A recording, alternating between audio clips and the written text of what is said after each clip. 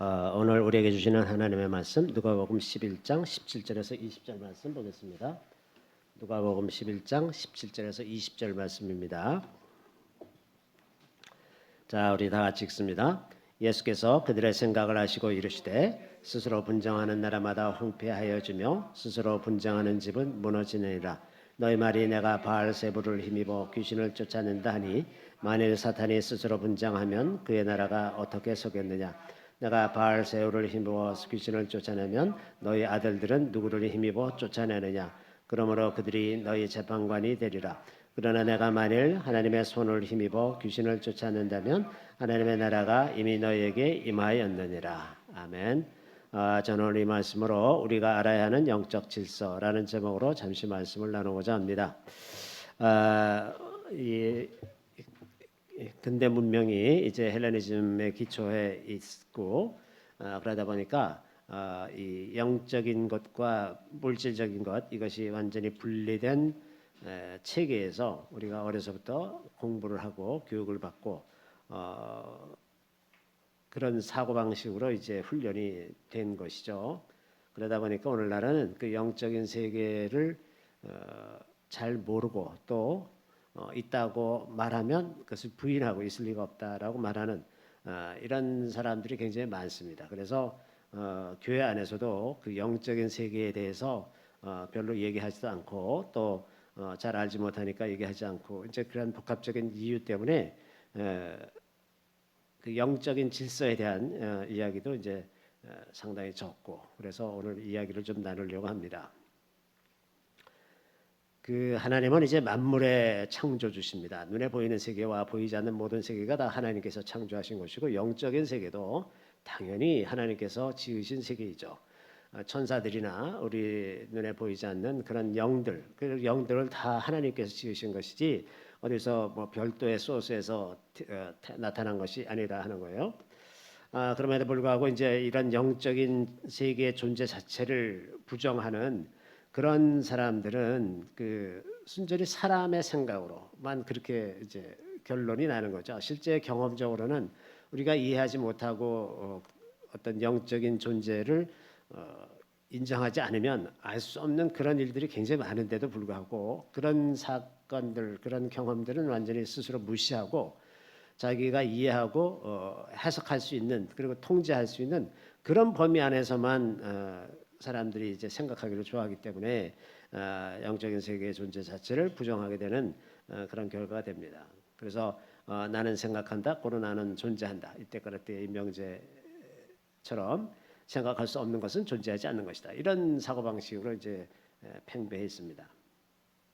그런데 이제 이런 사람들의 그 생각의 맹점은 실제로 존재하는 영적인 세계를 존재하지 않는다고 믿기 때문에 그 악한 영들이 우리가 영적인 세계가 없다라고 믿으면 악한 영들이 우리한테 덤비지 않나요? 우리를 너는 착하다. 그러니까 내가 봐주마. 그리고 우리를 괴롭히지 않고 다른 사람들을 괴롭히고 이러면 참 좋겠는데 우리가 영적인 세계를 인정하든 말든 악한 영들은 계속해서 우리를 똑같이 다 괴롭히고 있다고 하는 거예요. 그러니까 그런 문제가 그래서 인생에 어떤 문제가 닥치면 그 문제의 원인을 제대로 찾지 못하는 결과가 된다는 거죠.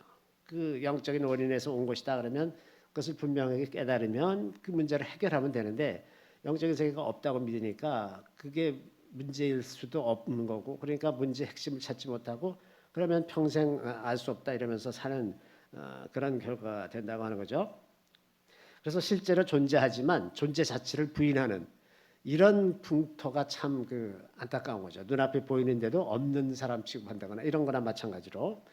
그런데 이제 이런 사고 방식이 이런 그 영적인 문제뿐만 아니라 오늘날 사실은 그 PC 사상 같은 것도 이제 그런 거나 마찬가지죠. 얼마 전에 그 지난 5월 달이었나요? 그 영국에서 폭동이 일어났는데 그 지하디스트 무슬림이 영국의 어린 소녀들 8세 9세 된 어린 소녀들을 무차별히 이제 살해한 사건이 있었는데 그 때문에 이제 영국 전역에서 그 데모가 일어났어요. 이민자들을 컨트롤하라고.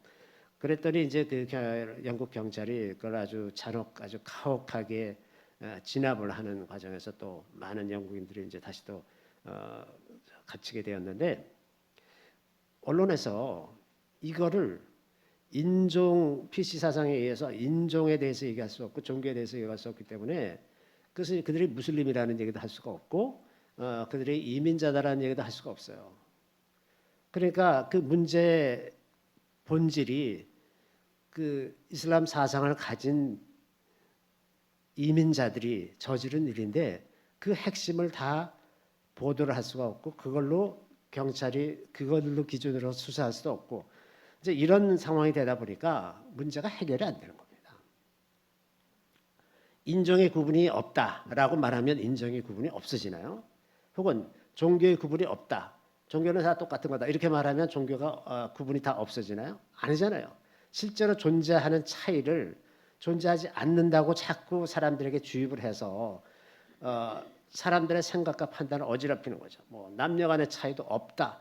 너도 남자가 될 수 있고 너도 여자가 될 수 있고 그건 굉장히 유연한 거다. 성의 구분은 유연한 거다. 이렇게 얘기하면 분명히 차이가 있는데 없다고 자꾸 얘기하면 그래서 실제로 없어지느냐? 그렇지는 않잖아요.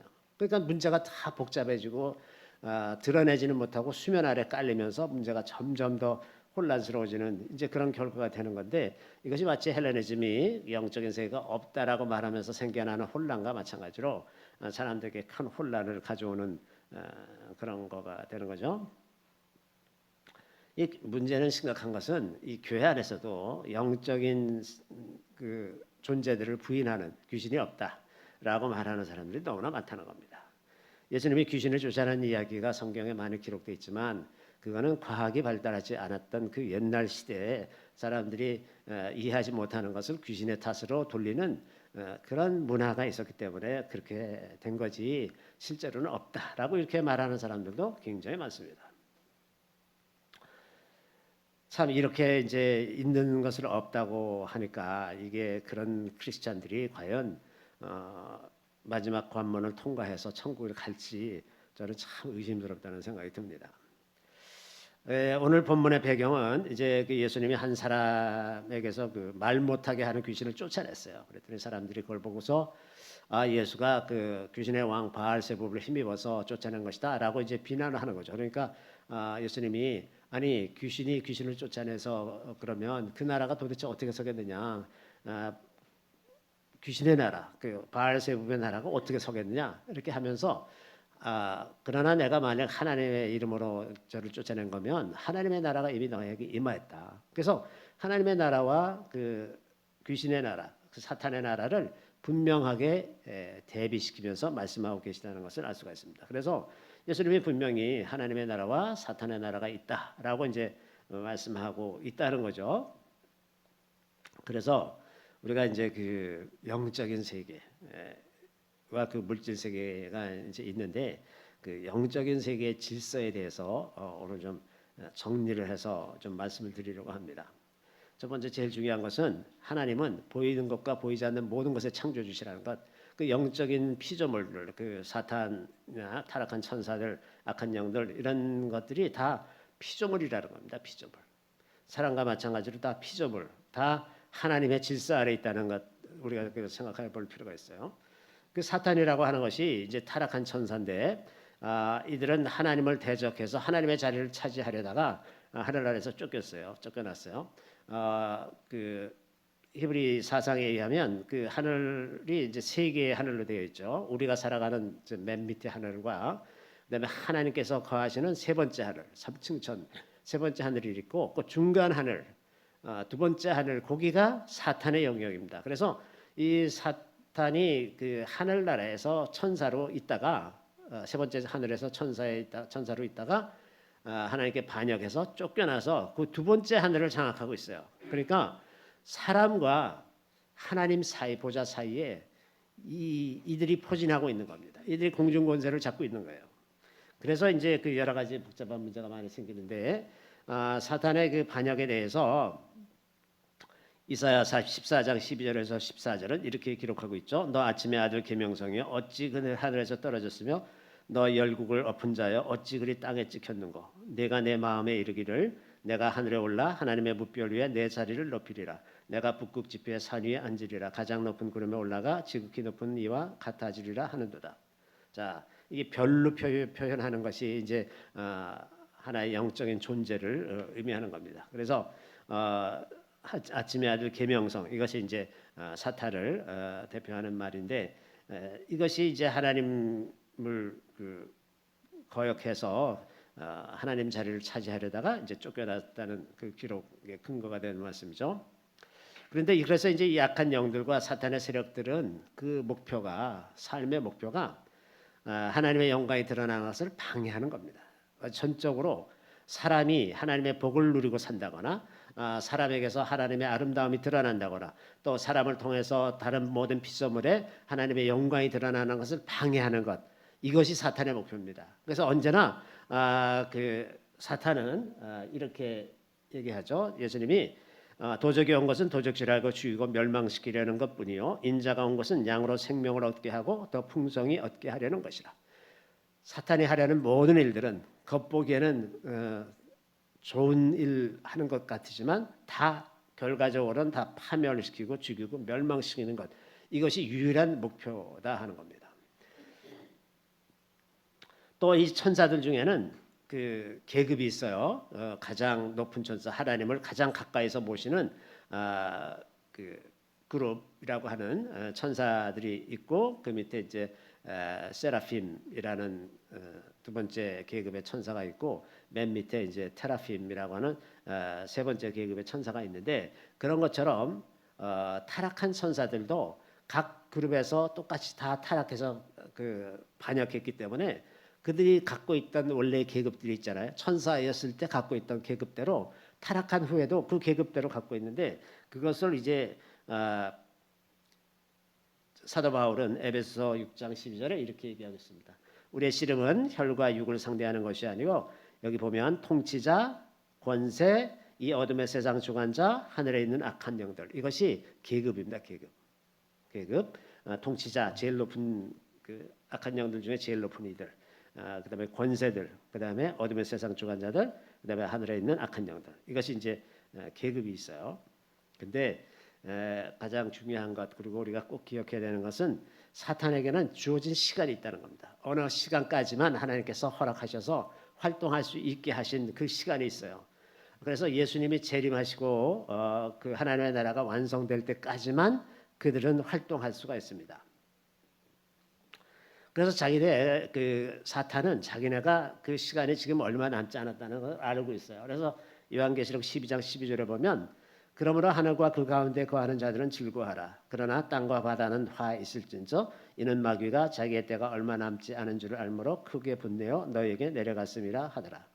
자 어느 때가 되면 이제 앞으로 그 몇 년이 이제 될지는 모르지만 몇 년이 지나면 이 둘째 하늘에 남아 있던 이 그 사탄이 이 땅으로 완전히 쫓겨나는 맨 밑에 하늘로 쫓겨나는 때가 옵니다. 그러면 이제 자기 때가 얼마 남지 않았다는 걸 알기 때문에 그때는 이제 지상에 사탄이 완전히 지상에 내려와서 온갖 악행을 저지르기 시작하는 거예요. 아주 극렬한 방법으로. 그리고 심지어는 그 천사들이었을 때 주어졌던 능력들 있잖아요. 그 능력으로 초자연적인 일들을 막 하고 기적을 일으키고 막 이렇게 합니다. 그래서 사람들이 미혹이 당하는 거죠. 이런 때가 이제 가까이 오고 있어요. 그런데 사탄은 맨 처음에 그 천사들이었을 때 받은 능력을 갖고 있는 것이지 하나님께 없는 능력을 사탄이 갖고 있는 능력은 하나도 없습니다. 다 이들이 천사일 때 가지고 있던 능력을 가지고 타락한 상태에서 그것을 계속 활용해서 그 사람들과 다른 피조물들을 괴롭히는 거죠. 그래서 그 사탄이 아무리 막강한 힘을 발휘하는 것 같고 큰 기적을 일으키는 것 같다고 하더라도 그 모든 것들은 다 하나님의 권세 아래에 있다는 것 우리가 이것을 기억할 필요가 있습니다. 하나님의 허락이 없이는 사탄이 뭔가를 할 수가 없어요. 사탄이 할 수 있는 일은 하나님 앞에서 우리에 대해서 계속해서 참수하는 겁니다. 저 사람 이런 죄를 졌어요. 저 사람 이런 죄를 졌어요. 그러니까 이런 벌을 받아야죠. 이런 벌을 받아야죠. 그것을 계속 하나님 앞에서 이제 구하는 거죠. 마치 검사가 범인들을 잡아서 이 사람이 이런 죄를 졌다고 계속 법정에다가 호소하는 것처럼 사탄이 하는 일은 이제 하나님 앞에서 이 사람 이런 죄를 졌는데 하나님 왜 이걸 처벌 안 하십니까? 하나님 불의한 하나님 아니세요? 하나님이 공평하신 하나님이면 이런 사람 처벌하셔야죠. 이렇게 얘기하는 것이 사탄이고 그들의 역할이라고 하는 겁니다. 여기 이제 욥기에 보면 이런 기록이 있죠. 여호와께서 사탄에게 이르시되 내가 그의 소유물을 다 네 손에 맡기노라. 다만 그의 몸에는 네 손을 대지 말지니라. 사탄이 곧 여호와 앞에서 물러가니라.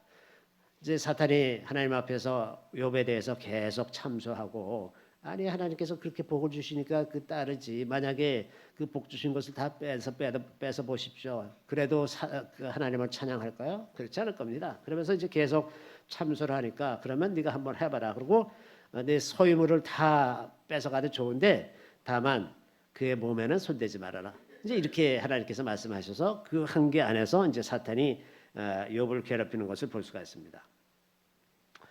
또 이제 이 사탄에 대해서 우리가 배울 것은 하나님은 동시에 어디에나 다 계실 수가 있어요. 전 세계 어느 곳, 우주의 어느 곳에나 다 하나님이 계실 수가 있지만 사탄은 그렇지 않습니다. 사탄은 피조물이기 때문에 자기 정해진 구역이 있어요. 자기가 있어야 되는 구역이 있고 맡은 일이 있습니다. 그래서 사탄은 무소부재한 존재가 아니다 하는 거예요. 그래서 그 예수님께서 그 거라사 지방에 가서 군대막이 들린 사람들에게서 이제 사람에게서 귀신을 쫓아낼 때 그 귀신들이 그 지경에서 떠나가기를 원치 않았기 때문에 우리로 저 돼지에게 들어가게 허락해달라. 그러니까 돼지에게 다 들어가갖고 돼지가 미쳐가지고 이제 막 언덕을 내다놔서 다 호수에 빠져 죽었지 않습니까? 이 사탄 그 귀신들은 자기의 그 영역이 있어요. 자기 영역을 벗어나지 못합니다. 하나님은 어디나 계시지만 성령도 어디나 계시지만 사탄은 그렇지 않습니다. 그래서 우리가 그 귀신을 이제 쫓아내고 이럴 때 거기서 쫓아낼 수는 있지만 멸할 수는 없고 아직 멸할 때가 안 됐기 때문에 쫓아낼 수는 있지만 이들이 쫓아내면 거기서 또 갈 데가 없어. 갈 데가 없기 때문에 다시 들어오려는 노력을 항상 하게 마련입니다. 그래서 다시 들어오는 노력을 막으려는 그러한 사람들의 노력이 또 필요하다 하는 거죠.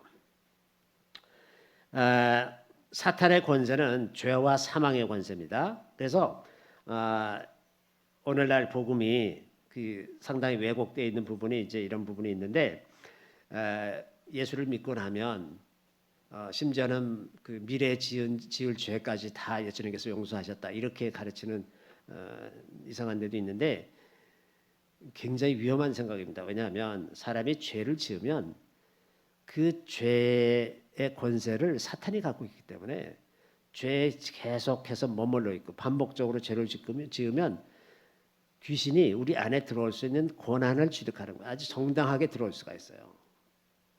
그래서 우리 안으로 들어와서 우리 안에 머물게 됩니다. 머물면서 우리를 계속 이제 죄로 이끌어갈 수가 있는 거예요. 그래서 이제 그렇게 죄로 이끌어 가다 보면 그리고 우리가 회개하지 않고 계속 그 죄에 머물러 있으면 결국은 우리는 하나님을 믿고 예수님을 영접했다고 하더라도 언젠가는 성령께서 우리에게서 완전히 떠나갈 수도 있고 그러면 이제 완전히 버림받은 사람이 될 수가 있습니다. 그래서 사탄의 권세는 죄와 사망의 권세예요.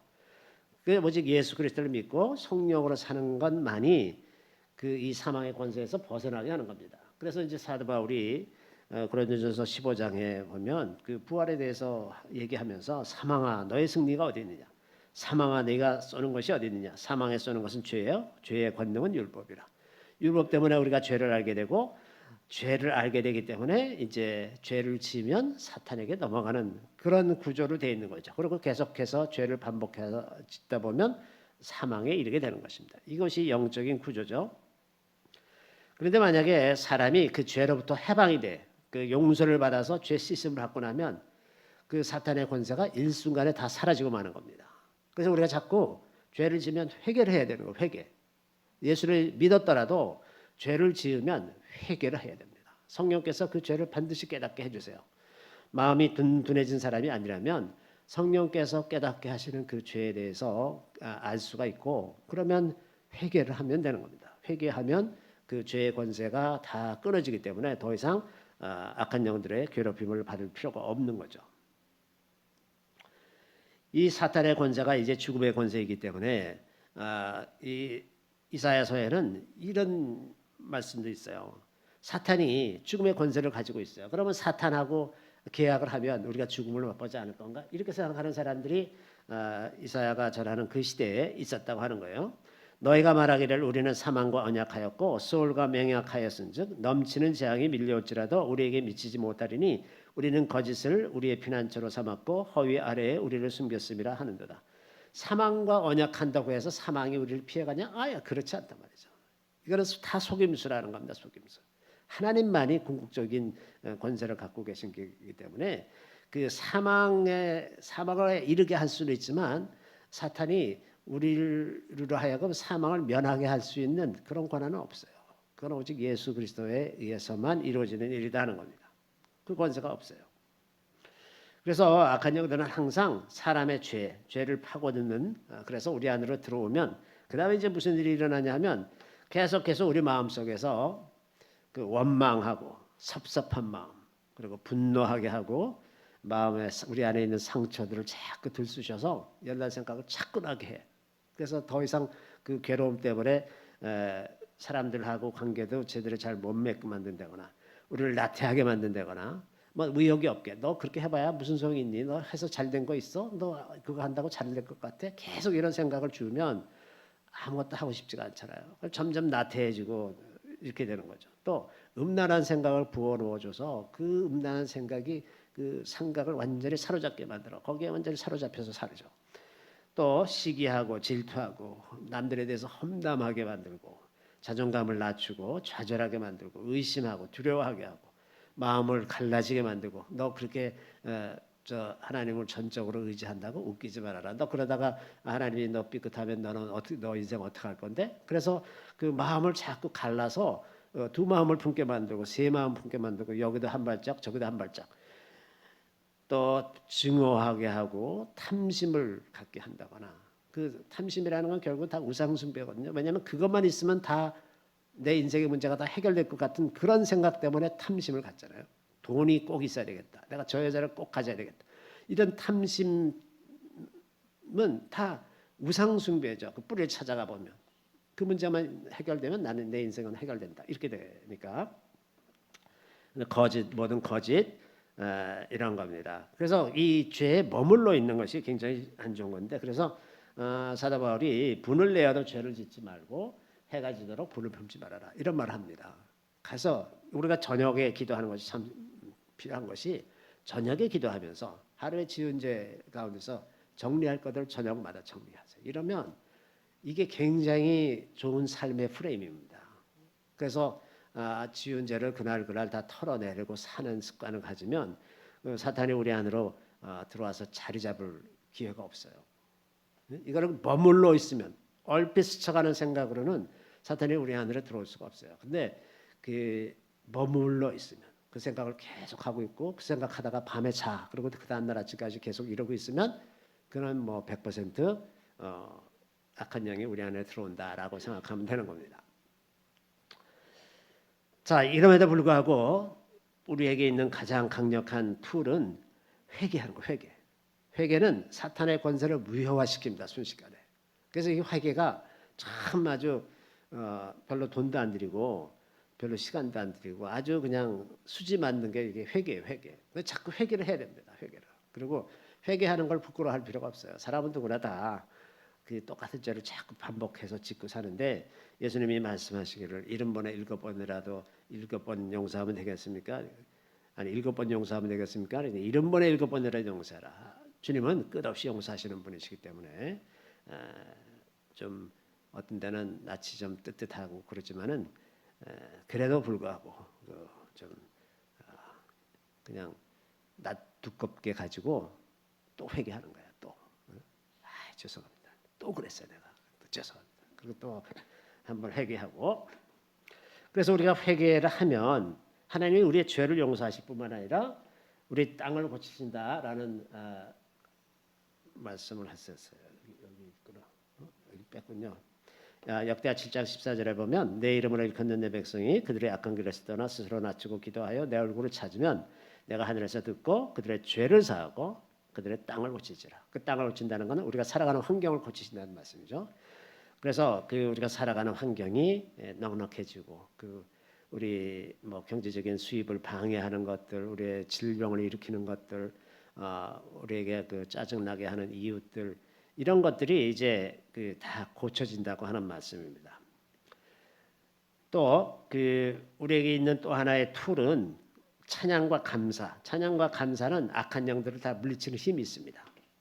그래서 우리가 그 눈에 보이지 않는 악한 영들하고 싸우는 방법이 그 무슨 뭐 우리가 운동을 많이 해서 근육질을 만드는 게 아니라 찬양하고 감사하면 이러면 이제 이게 우리의 무기인 거예요. 그래서 사무엘상 16장 23절에 보면 이제 사울이 악한 영들에게 이제 괴롭힘을 당할 때 다윗을 불러서 다윗이 수금을 들고 와서 찬양을 하면 이제 악한 영들이 떠나가는 거예요. 그래서 찬양과 감사는 우리에게 있는 굉장히 좋은 툴입니다. 근데 이제 찬양과 감사를 우리는 즐거울 때만 하려는 성향이 있지만 제일 힘들 때 해야 되는 건 사실은 제일 힘들 때 우리가 그 악한 영들에게 공격을 받고 넘어지기가 참 쉽지 않습니까? 그럴 때 도저히 찬양할 수 없을 때 억지로 찬양하는 것 이게 필요합니다. 이것이 조금 훈련이 필요해요. 막 한없이 그 자기 자신에게 매몰돼서 저 밑바닥으로 내려가지 말고 그 내려가기 전에 그냥 찬양부터 하는 거예요. 그냥 하나님께서 내 어려움을 아시고 뭔가 하시겠지 그러고서 그냥 찬양부터 시작하면 찬양과 감사로 말미암아 악한 영들이 우리를 더 이상 괴롭히지 못하고 우리의 생각이 더 이상 빠져들지 않게 만들어주는 거죠. 그러니까 무슨 생각이 들어서 우리의 마음이 괴로워지고 힘들지면 먼저 찬양하고 감사 이것을 하는 것이 굉장히 좋습니다.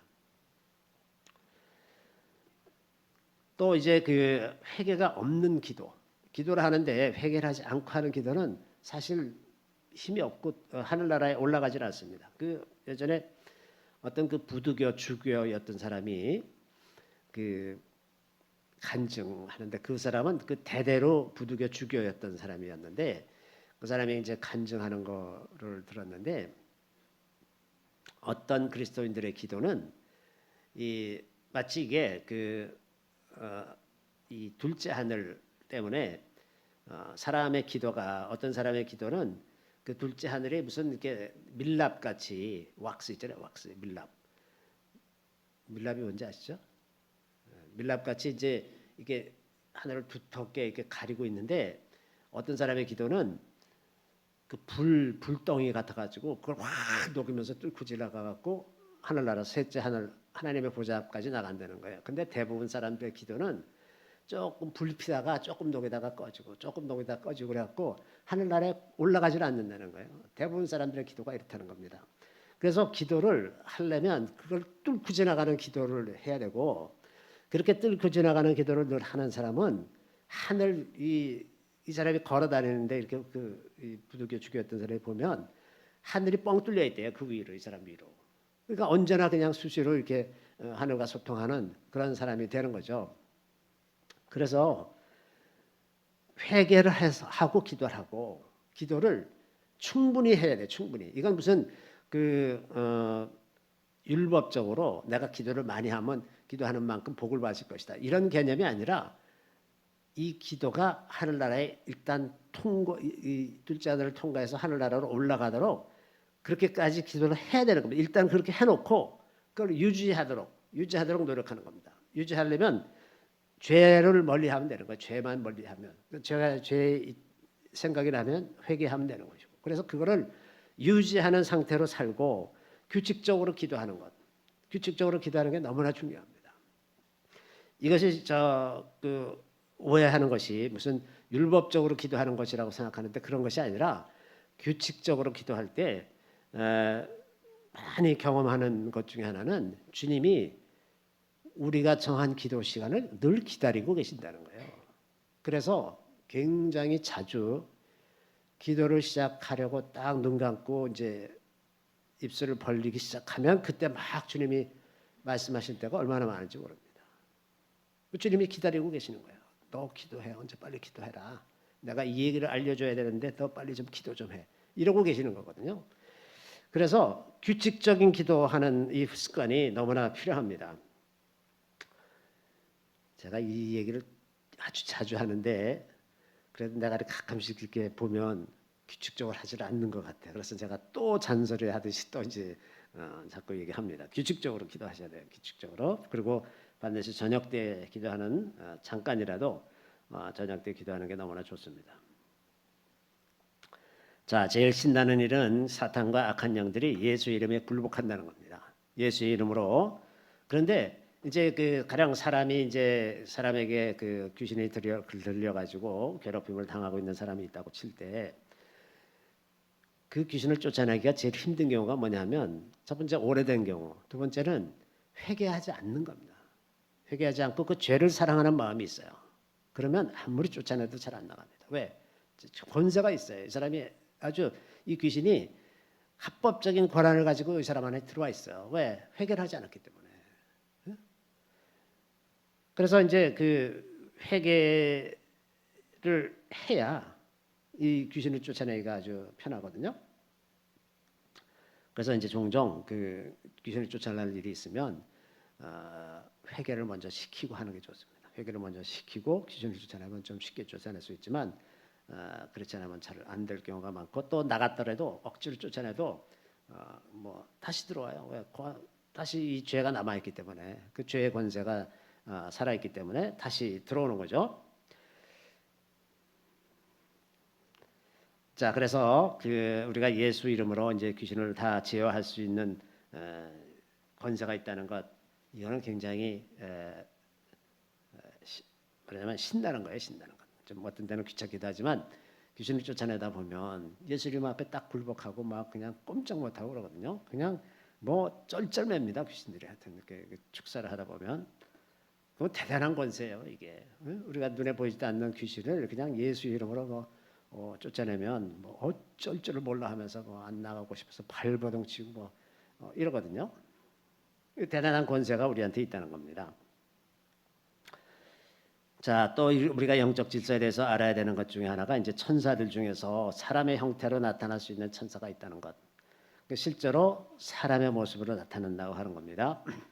그래 아브라함이 천사들을 만났잖아요. 천사들을 만났더니 그 천사들이 이제 소돔과 고모라로 가서 그 소돔과 고모라를 멸하는 그 천사들을 만났어요. 사람처럼 나타나서 사람처럼 말도 하고 다 먹을 것도 먹고 다 이런 이제 그런 건데 그런데 이제 그 타락한 천사가 이제 똑같이 그 육신을 입고 나타나 가지고 사람의 딸들하고 결혼해서 이제 네피림이 생겼잖아요. 이제 이게 이제 창세기 6장에 기록되어 있는 내용인데 이걸 가지고 이제 그 논란도 많고 받아들이지 않는 사람들도 많이 있습니다. 그런데 이거를 받아들이면 성경이 다 이해가 되는 아주 굉장히 많은 부분이 이해가 됩니다. 이것 때문에 이제 가령 가나안 7 족속을 예수님 하나님께서 이스라엘 백성들에게 가서 진멸하라. 하나도 남기지 말고 다 죽여라. 이렇게 말씀하시잖아요. 근데 하나님이 그렇게 잔인하신 분이어서 사람을 다 죽이라고 맨날 말씀하시는 분이시냐? 그게 아니라 이 사람들이 네피림의 후손이라서 그런 거예요. 아낙 자손이라서 그렇습니다. 아낙 자손은 네피림의 후손들이거든요. 그러면 하나님이 그래서 그랬구나 하는 걸 이해하게 되고 또 이게 뭐가 또 중요하냐면 이 마지막 때에는 이제 요한계시록에 나오는 666 표를 받는 사람들은 절대로 천국에 못 가는 거예요. 완전히 무슨 회개고 뭐가 없어. 그냥 아웃이에요. 이거는 아무리 회개해도 소용없어. 왜? 666 표를 받는 게 이 칩을 심는 것이 하이브리드 인간이 되는 겁니다. 인간이 아닌 인간이 되는 거예요. 그래서 이 칩을 통해서 사람을 컨트롤할 수가 있게 된단 말이죠.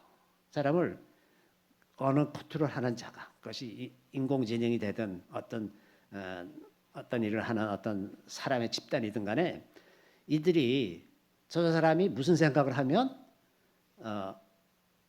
그 생각을 바꾸도록 통제를 하는 거예요. 호르몬 분비를 변화시킨다거나 이렇게 해서 가령 뭐 누구에게 분노를 해 아주 나쁜 정치가가 있어서 그 사람에게 분노를 하고 있어. 그러면 분노하지 마. 그러고서 다 없애버려. 꺼버려 그걸. 그러면 사람이 스스로 생각하고 판단하는 그 능력을 상실하잖아요. 그게 더 이상 사람이라고 말할 수가 없는 거죠. 하이브리드가 되는 겁니다. 이게 노아의 홍수 때 그 네피림들을 다 쓸어버리시기 위해서 홍수를 일으키신 하나님이시란 말이죠. 그 용납을 안 하시는 거거든요. 하나님께서 지으신 게 아니기 때문에. 그래서 666표를 받으면 절대 구원을 얻을 수가 없는 겁니다. 하이브리드가 되니까. 이런 맥락에서 이해하면 하나님은 굉장히 일관된 하나님이세요. 일관되게 사람은 사람으로서 그것이 가장 아름다운 존재이기 때문에 하나님께서 가장 아름답게 지으신 존재이기 때문에 그런 겁니다. 그래서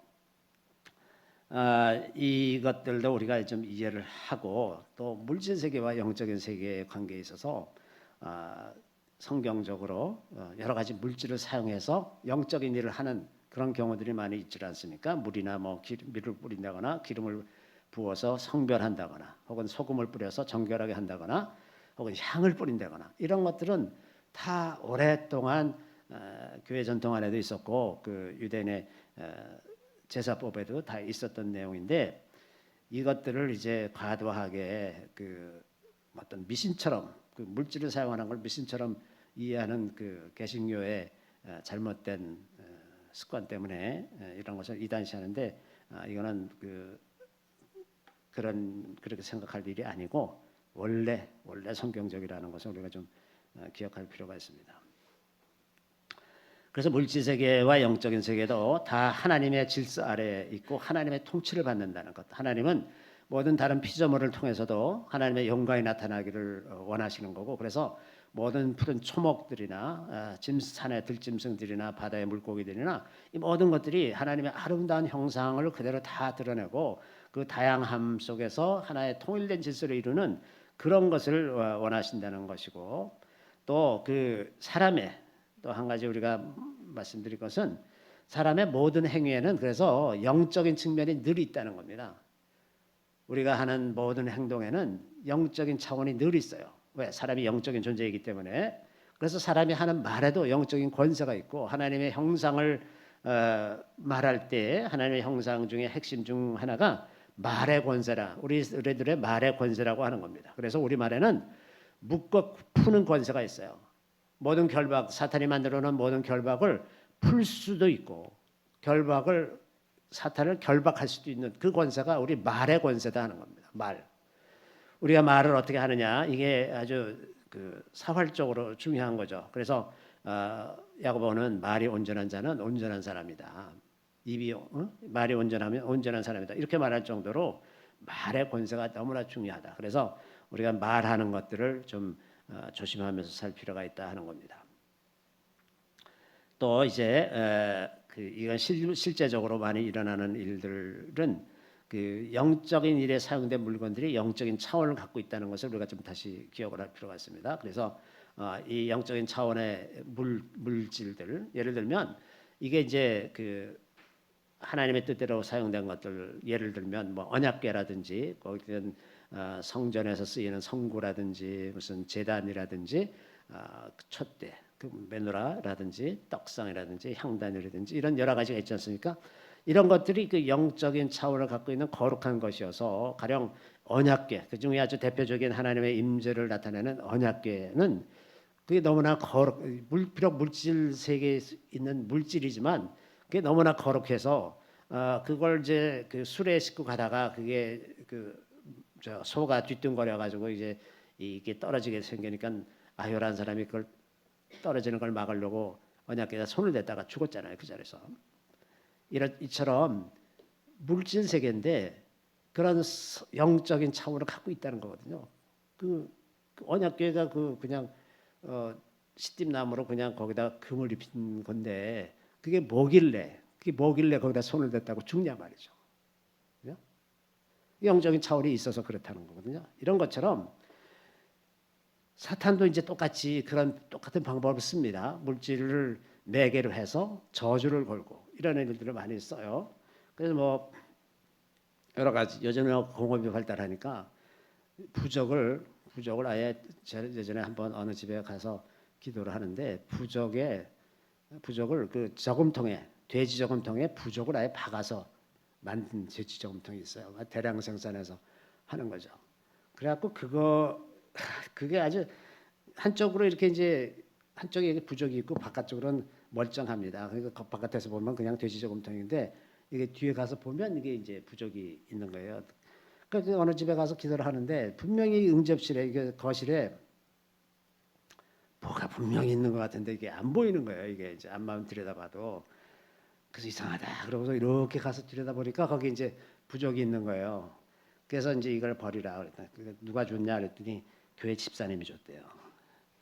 이 너무나 얼마나 그 영적으로 무지한지 지금 우리가 이런 시대에 살고 있습니다. 이렇게 그런 영적인 차원에서 악한 영들이 영적인 차원에서 우상 숭배하는 사람들이 어떤 뭐 주술적인 목적으로 이걸 가지고 있으면 복을 받는다거나 우리를 보호한다거나 뭐 이런 목적으로 그 만든 모든 물건들이 다 이 악한 물건들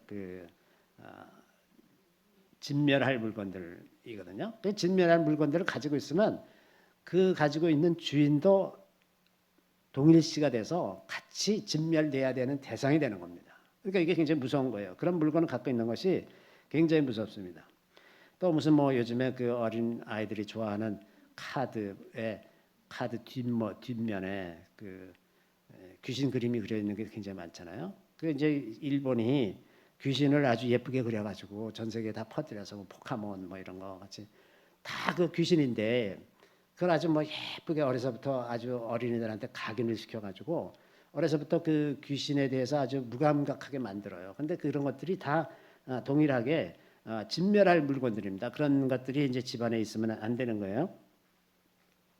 이런 것들도 우리가 지금 다시 좀 생각을 해봐야 되고, 그리고 이제 그 사탄이 땅에 머문다는 것 이것도 다시 한번 제가 아주 반복적으로 말씀드리고 있습니다만은 사탄이 땅의 먹이가 돼서 죄가 땅에 누적이 되고 그래서 사람들의 삶을 그 지역의 사람들의 삶을 피폐하게 한다는 것 이것을 좀 기억하고 이것들을 우리가 좀 적극적으로 문제를 풀어가는 동네에서 문제를 풀어가는 그런 일을 좀 하면 좋겠다는 생각이 듭니다.